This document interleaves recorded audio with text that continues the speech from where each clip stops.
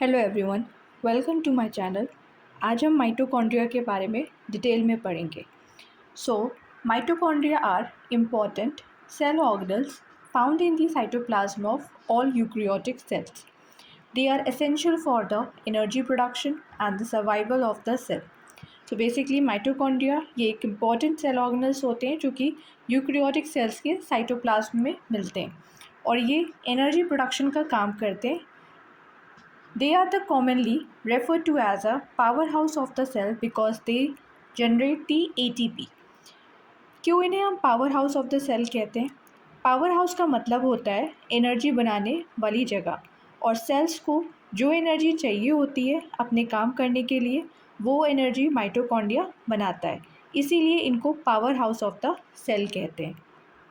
Next, let's talk about the discovery. Mitochondria were first discovered or observed by the Kolliker in 1850. He identified them as a structure while studying the muscle cells under the microscope. तो रेडोल्फ Albert, इन्होंने 1850 में muscle cells study किए थे। तब उन्होंने जो छोटे granular structures देखे उन्हें सार्कोजोम नाम दिया था। कॉलिकर ने माइटोकॉन्ड्रिया का नाम नहीं दिया, उन्होंने सार्कोजोम्स नाम दिया था। सार्को का मतलब होता है मसल एंड जोम्स का मतलब होता है बॉडी। क्योंकि उन्होंने ये स्ट्रक्चर मसल सेल्स में देखे थे इसलिए उन्होंने उनका नाम मसल सेल से रिलेटेड रखा। बाद में साइंटिस्ट ने देखा कि ये सिर्फ मसल सेल्स में ही नहीं बल्कि ऑलमोस्ट सभी यूकैरियोटिक सेल्स में प्रेजेंट होते हैं। तब इनका यूनिवर्सल नेम माइटोकॉन्ड्रिया रख दिया गया जो कि ग्रीक वर्ड से आया है। So there was a scientist जिनका नाम था बेंडा। इन्होंने 1897 में माइटोकॉन्ड्रिया नाम रखा था इनका। ओरिजिन ऑफ टर्म की बात कर लेते हैं। The term mitochondria is derived from the Greek word. The word mitos का मतलब होता है थ्रेड एंड वर्ड कॉन्ड्रियन का मतलब होता है granule. The name reflects their thread like and granular appearance. तो इनका नाम माइटोकॉन्ड्रिया इसलिए पड़ा क्योंकि माइक्रोस्कोप में ये थ्रेड या ग्रैनुलर शेप के दिखते हैं। Next, we have a composition of mitochondria. So mitochondria are composed of protein and lipids that form their membrane. तो प्रोटीन और लिपिड जो होते हैं वो इनकी मेम्ब्रेन को फॉर्म करते हैं। तो लगभग 60 to 70% पार्ट प्रोटीन का होता है। ये प्रोटीन एंजाइम के फॉर्म में होते हैं जो एटीपी बनाने में हेल्प करते हैं। बाकी 25 to 40% पार्ट लिपिड का होता है। ये लिपिड मेम्ब्रेन बनाते हैं। इनर मेम्ब्रेन में एक स्पेशल लिपिड होता है जिसका नाम कार्डियोलिपिन है जो एटीपी प्रोडक्शन में हेल्प करता है। They also contain the RNA and circular DNA। इसके अलावा माइटोकॉन्ड्रिया में DNA भी होता है, RNA, राइबोसोम्स ये भी प्रेजेंट होते हैं। तो they possess their own ribosome for the protein synthesis. हमें पता है कि राइबोसोम का काम क्या होता है, प्रोटीन को सिंथेसाइज करना। Due to the presence of their own DNA and ribosome, mitochondria are called self replicating organelles. जैसे अभी हमने पढ़ा, माइटोकॉन्ड्रिया के पास अपना खुद का DNA होता है, इसके पास अपना राइबोसोम भी होता है, इसलिए ये अपनी कॉपी खुद कर सकते हैं। इसी वजह से इसे सेमी ऑटोनॉमस ऑर्गेनल भी कहते हैं या फिर सेल्फ रेप्लिकेटिंग ऑर्गेनल भी कहते हैं। They can divide independently inside the cell. ये इंडिपेंडेंटली सेल के अंदर डिवाइड कर सकते हैं। However they still depend partially on the nuclear DNA for the some proteins. Next, we have structure of the mitochondria. We know कि ये double membrane organisation होता है, डबल मेम्ब्रेन से बना हुआ होता है। Mitochondria are surrounded by the two membranes. कौन सी दो मेम्ब्रेन होती हैं? एक इनर मेम्ब्रेन होती है और एक आउटर मेम्ब्रेन होती है। These membrane divide the mitochondria into a different compartments. Next, outer membrane क्या होती है? So, the outer membrane is smooth in appearance. It encloses the entire mitochondria. Outer membrane ये smooth होती है और पूरे mitochondria को cover करती है. It acts as a protective covering. ये एक प्रोटेक्टिव कवरिंग की तरह होती है, प्रोटेक्ट करने का काम करती है। ये कंटेन करती है स्पेशल चैनल प्रोटीन्स जिनको कहते हैं पोरिन्स। सो इसमें पोरिन प्रोटीन्स जो होते हैं वो प्रेजेंट होते हैं जो मॉलिक्यूल्स को पास होने देते हैं। पोरिन अलाउ करता है passage of large molecules and ions. जो आउटर मेम्ब्रेन होती है वो रिलेटिवली परमिएबल होती है compare to the inner membrane. So outer वाली ज़्यादा परमिएबल होती है इनर वाली से कंपेयर करें तो। Next we have the inner membrane. Inner membrane lies beneath the outer membrane. It is highly folded inward, forming a structure called cristae. So inner membrane ये अंदर वाली membrane होती है, ये folded होती है और folds को cristae कहते हैं। Cristae increases the surface area for the ATP production.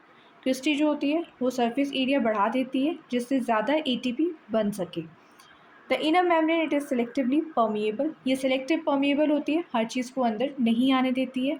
It is strictly control the movement of substances from in and out of the matrix.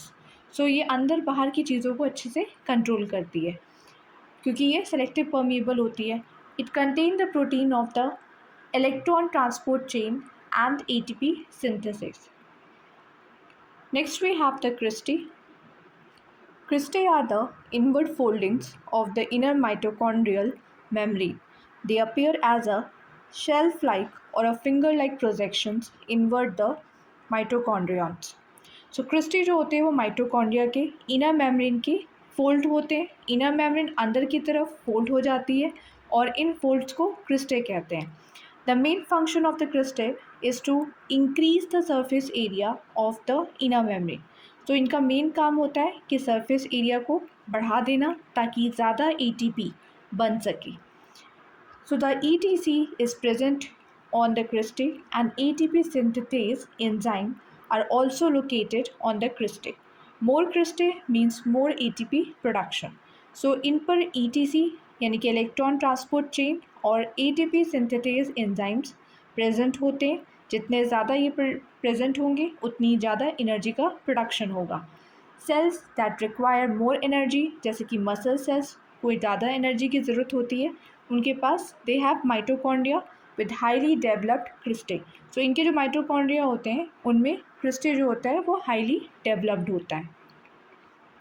Next we have the outer chamber. Outer chamber को हम लोग inter membrane space भी कहते हैं। Diagram में देख लो, don't get confuse with the outer membrane, दोनों अलग अलग चीज़ें हैं। The outer chamber is also called as the inter membrane space. It is a narrow space present between the outer membrane and inner membrane. So outer chamber as we know inter membrane space भी कहते हैं। ये वो narrow space होता है जो outer membrane और inner membrane के बीच में प्रेजेंट होता है। It acts as a temporary storage area for the protons, hydroions during the respiration. So during the ETC, proton are pumped into the space. So क्या होता है, जब सेलुलर रेस्पिरेशन होती है तब इलेक्ट्रॉन ट्रांसपोर्ट चेन प्रोटॉन जो है hydrogen ions को स्पेस में पंप करते हैं। इस वजह से यहाँ प्रोटॉन जमा हो जाते हैं और एक प्रोटॉन ग्रेडियंट बन जाता है। ये ग्रेडियंट बहुत इम्पॉर्टेंट होता है क्योंकि इसी वजह से, इसी डिफरेंस एनर्जी के डिफरेंस की वजह से ATP सिंथेटेज ATP बनाता है। So during the electron transport chain protons are pumped into this space. The accumulation of the proton creates a proton gradient. इस ग्रेडियंट का क्रिएट होना एसेंशियल होता है for the ATP synthetase. The outer membrane surrounding this chamber is smooth and contains the porin protein. Next we have the inner chamber जिसको हम लोग mitochondrial matrix भी कहते हैं। तो अभी हमने पीछे आउटर चैम्बर पढ़ा जिसको हम लोग इंटर मेम्ब्रेन स्पेस भी कहते हैं, जो एक प्रोटॉन स्टोरेज एरिया है जो ATP बनाने में हेल्प करता है। और यहाँ पे हम इनर चैम्बर को पढ़ेंगे जिसको हम लोग माइटोकॉन्ड्रियल मैट्रिक्स कहते हैं। The inner chamber is called mitochondrial matrix. It is a space enclosed by the inner membrane. तो ये वो स्पेस होती है जो कि इनर मेम्ब्रेन से enclosed होती है। The matrix it is semi fluid substance. तो ये एक सेमी फ्लूइड या जेल लाइक सब्सटेंस होता है. It contains the enzymes required for the Krebs cycle.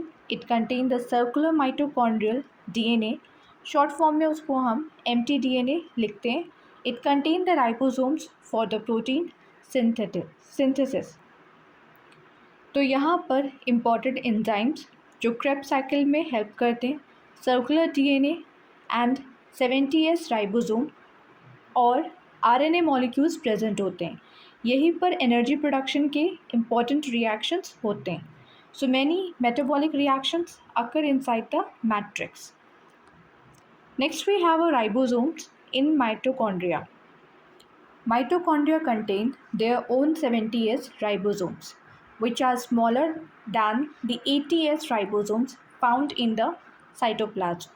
So mitochondria के पास अपने खुद के राइबोसोम्स होते हैं और ये राइबोसोम 70S टाइप के होते हैं जो साइटोप्लाज्म के 80S राइबोसोम से छोटे होते हैं. सो दे आर कंपोज्ड ऑफ 2 सब यूनिट्स, अ 50S लार्ज सब यूनिट एंड 30S स्मॉल सब यूनिट. तो ये माइटोकॉन्ड्रियल मैट्रिक्स के अंदर फ्रीली प्रेजेंट होते हैं राइबोसोम्स और ये कंपोज्ड होते हैं 2 सब यूनिट से, 50S जो कि लार्ज सब यूनिट है एंड 30S जो स्मॉल सब यूनिट है. Mitochondrial ribosome synthesize some protein required for the mitochondrial function, especially for the ETC. तो इनका मेन काम है कुछ इम्पोर्टेंट माइटोकॉन्ड्रियल प्रोटीन बनाना, स्पेशली जो इलेक्ट्रॉन ट्रांसपोर्ट चेन में काम करते हैं. लेकिन माइटोकॉन्ड्रिया अपने सारे प्रोटीन खुद नहीं बना सकता. कुछ प्रोटीन बाहर साइटोप्लाज्म में बनते हैं और बाद में माइटोकॉन्ड्रिया के अंदर आते हैं. तो अगर एक लाइन में समझे तो माइटोकॉन्ड्रिया के अंदर जो 70S राइबोसोम प्रेजेंट होता है मैट्रिक्स में, उसका मेन काम होता है कि एनर्जी प्रोडक्शन के लिए ज़रूरी प्रोटीन्स को बनाना. Next we have a oxysomes जिनको हम F1 पार्टिकल या ATP सिंथेसेस भी कहते हैं. Oxysomes they are the small knob like structures. Diagram में देख सकते हो, यहाँ पे तो बहुत छोटे दिख रहे हैं but they are small knob like structures present in the inner mitochondrial membrane. They are attached to the cristae by a stalk. So oxysome छोटे नॉब लाइक स्ट्रक्चर्स होते हैं जो माइटोकॉन्ड्रिया के इनर सरफेस पर यानी कि इनर मेम्ब्रेन में present होते हैं. They are also called as the F1 particles. इनको F1 भी कहते हैं या फिर ATP सिंथेसेस भी कहते हैं. Structurally each oxysomes have 3 parts. एक होता है हेड पीस, फिर होता है स्टॉक, उसके बाद आता है बेस जो कि एम्बेडेड होता है इनर मेम्ब्रेन में. The main function of the oxysome is ATP production. तो इनका मेन काम होता है ATP को प्रोड्यूस करना. दे कंटेन करते हैं ATP सिंथेसेस को. During the oxidative phosphorylation protons flow through the FO portion and this movement causes the rotation in the F1 portion. तो जब रेस्पिरेशन के टाइम प्रोटॉन इनर मेम्ब्रेन के through वापस matrix में आते हैं तो ये स्ट्रक्चर्स रोटेट करता है. ठीक है, इसी मूवमेंट को रोटेशन होती है F1 पोर्शन में. As a result ADP combine with inorganic phosphate to form a ATP. Therefore, oxysomes are directly responsible for the ATP synthesis. Next we have a mitochondrial granules. The mitochondrial granules are the small dense particles found inside the matrix. So mitochondrial granules छोटे छोटे dense particle होते हैं जो mitochondria के matrix के अंदर present होते हैं. They appear as a dark spot under the electron microscope. ये इलेक्ट्रॉन माइक्रोस्कोप में छोटे डार्क स्पॉट की तरह दिखते हैं, एकदम छोटे छोटे डार्क दिखते हैं. These granules mainly store the calcium ions. इनका मेन काम होता है कैल्शियम आयंस को स्टोर करना. कभी कभी ये मैग्नीशियम और फॉस्फेट आयंस भी स्टोर करते हैं. They may also store the magnesium and the phosphate ions. Calcium storage is important for the regulating the cellular activity. It helps in muscle contraction. It also play a role in metabolic regulation. तो calcium ion का storage important होता है क्योंकि ये muscle contraction, enzyme activity और cell regulation में help करते हैं। They also maintain the ionic balance inside the mitochondrion. तो ये आयनिक बैलेंस को भी मेंटेन करके रखते हैं माइटोकॉन्ड्रियन के अंदर। बात कर लेते हैं फंक्शन की। Cellular respiration. The primary function of the mitochondria is cellular respiration. They break down the glucose in the presence of the oxygen. This process is called as the aerobic respiration. तो cellular respiration एक process है जिसमें cell glucose को तोड़कर energy बनाता है। ये process mainly mitochondria के अंदर होता है। इसमें ग्लूकोज और ऑक्सीजन का यूज़ होता है और रिजल्ट में एटीपी, एनर्जी, कार्बन डाइऑक्साइड और वाटर बनते हैं। इस प्रोसेस का मेन पर्पज़ है एटीपी को बनाना, जो कि सेल की एनर्जी करेंसी होती है। So the energy it is released in the form of the ATP, जिसका फुल फॉर्म है adenosine triphosphate. ATP act as the energy currency of the cell. Approximately 90% of the cell energy it is produced in the mitochondria. So 90% cell की energy produced होती है mitochondria के अंदर। Relationship between the mitochondrial number and the cell activity. The number of the mitochondria in a cell depend on the energy requirement. तो cell में mitochondria की number directly उसकी activity level और energy requirement पर depend करता है। सो highly active cells they contain more mitochondria. जितना ज़्यादा सेल एक्टिव होगा उतनी ज़्यादा उससे एनर्जी की ज़रूरत होगी, तो उतना ही ज़्यादा वो माइटोकॉन्ड्रिया कंटेन करेगा। मसल सेल्स की बात कर लेते हैं। एग्जाम्पल जैसे कि मसल सेल हो गया, लीवर सेल हो गया। तो muscle cells they have a high number of mitochondria because they require large amount of energy. Muscle cells में माइटोकॉन्ड्रिया की अमाउंट या संख्या ज़्यादा होती है क्योंकि उन्हें कॉन्ट्रैक्शन के लिए बहुत एनर्जी चाहिए होता है।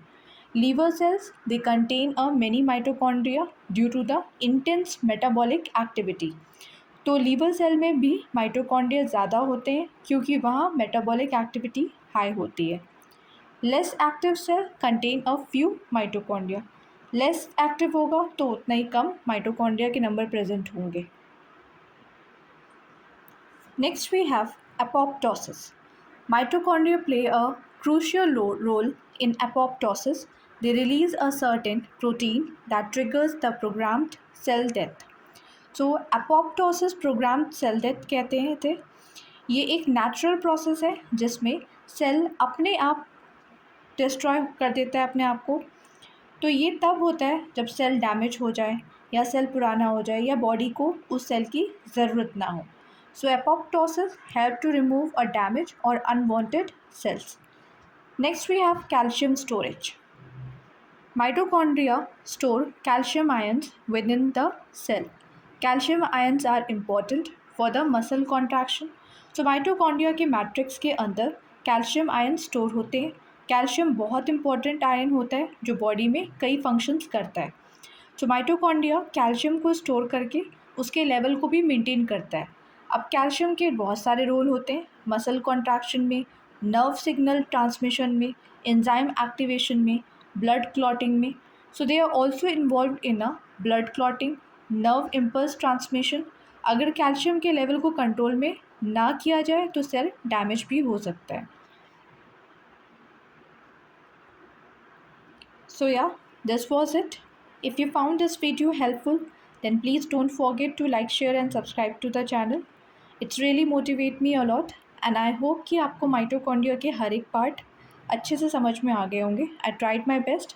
मिलते हैं नेक्स्ट वीडियो में। Thanks for watching.